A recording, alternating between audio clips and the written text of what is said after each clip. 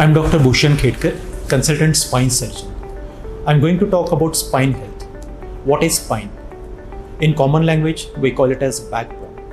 It is a complex skeletal structure which includes vertebral bones, intervertebral disc, spinal cord, spinal nerves, and muscles of the back. Common spinal disorders include degenerative disc disease, spinal canal stenosis, spinal fractures, spinal infections, and spinal tumors.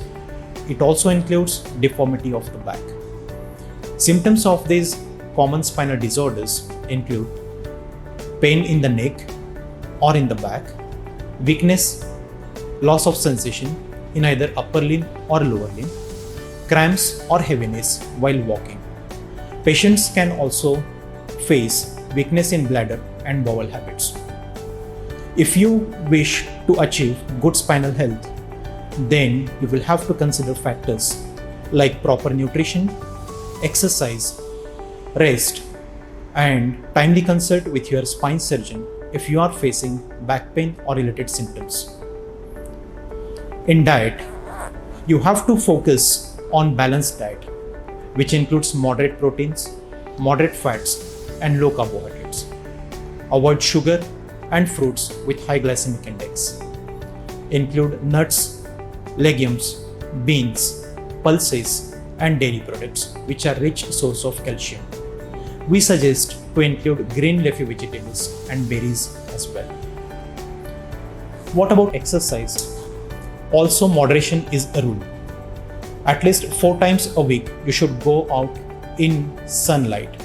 That ensures vitamin D synthesis. We recommend high intensity, short interval exercise at least 3 days a week.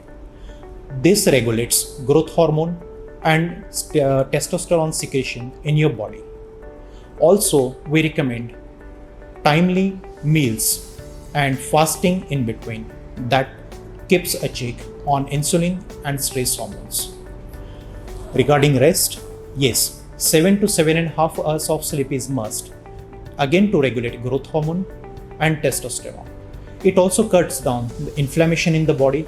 It downgrades intravertebral pressure, which also gives relief from the back pain. As I told you, you should not neglect red flag signs, which includes sudden weight loss, out of proportion back pain, fever, or alteration in bowel and bladder habits. If you are facing any of these symptoms, you should meet nearest spine surgeon and consult with him.